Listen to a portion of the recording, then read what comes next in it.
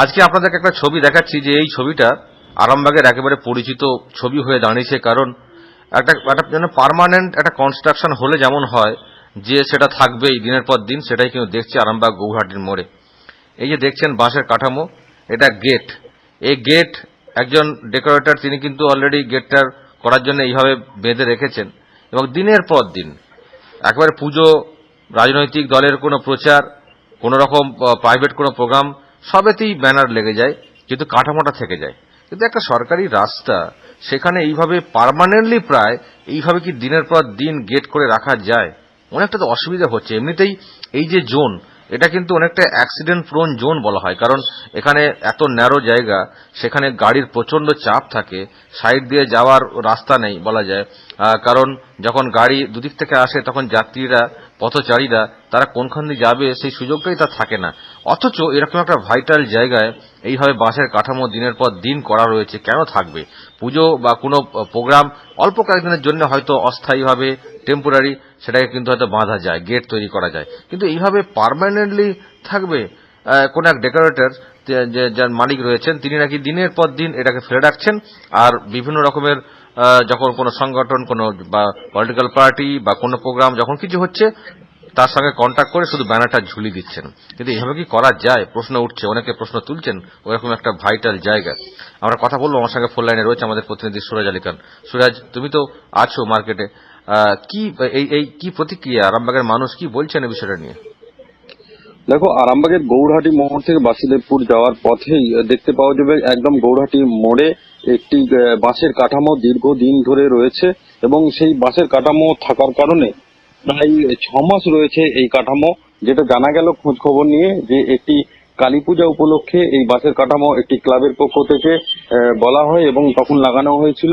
এবং লাগানোর পর যিনি এর দায়িত্বে ছিলেন, অর্থাৎ যিনি এদের এইসব বাঁশগুলো লাগিয়েছেন, অর্থাৎ ডেকোরেটরস এর মালিক, তিনি কিন্তু আর কোনোদিন খুলছেন না। এরপর যেটা দেখা যাচ্ছে যে দীর্ঘদিন ধরে এই বাঁশের কাঠামো থাকছে এবং থাকার পর যেটা বলা হচ্ছে, যে অভিযোগ, যে এই বাঁশের কাঠামো যখন যে কোনো কর্মসূচি বা প্রোগ্রাম, যে কোনো বিজ্ঞাপন সেই বাঁশের কাঠামোর উপর চাপিয়ে দেওয়া হচ্ছে। সেটা রাজনৈতিক হতে পারে, সেটা কোনো কোম্পানির হতে পারে, সেটা কোনো মন্দির উদ্বোধন হতে পারে। এই ধরনের বিভিন্ন রকম ওই কাঠামোর ওপর চাপিয়ে দিয়ে মুনাফা লুটছেন বলা যেতে পারে ওই ডেকোরেটরস ব্যবসায়ী। কিন্তু এই সরকারি জায়গার উপর দীর্ঘদিন ধরে একইভাবে কিভাবে এইগুলো করা যায়, কেন নজর নেই প্রশাসনের বা যারা দায়িত্বে আছেন পিডব্লিউডি, রাস্তাকে এইভাবে কিভাবে সংকীর্ণভাবে করা যায়।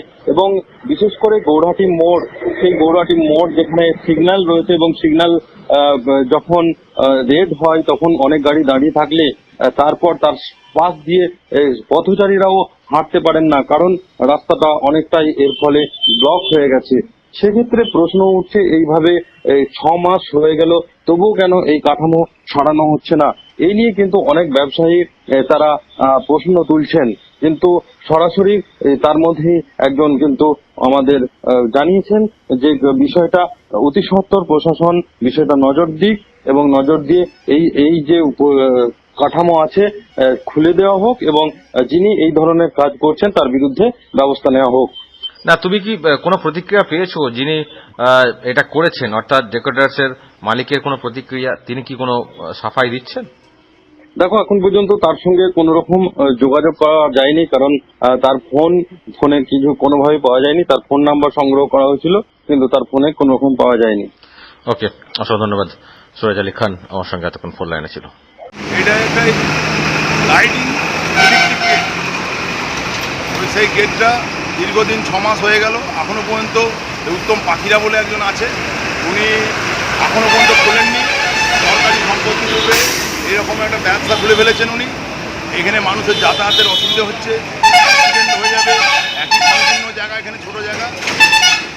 ইমিডিয়েট উচিত ওনার তুলে নেওয়া। এবং সামনে ভোট আসছে, মানুষ কত ভোটে র্যালি ট্যালি হয়, মানুষ যাতায়াত করতে পারে না, বিপদ হতে বেশিক্ষণ সময় লাগে না। অতএব প্রশাসনের উচিত ইমিডিয়েট এই ব্যাপারটা হস্তক্ষেপ করে যাতে তাড়াতাড়ি করে খুলে নেয়। এবং উনি ব্যবসা এইরকম কুচিন্তা ভাবনা নিয়ে যে সরকারি সম্পত্তির উপরে ব্যবসা খুলে ফেলেছেন, সেটা যাতে ইমিডিয়েট বন্ধ হয় তার ব্যবস্থা করলে আমরা উপকৃত হই। কি নাম আপনার?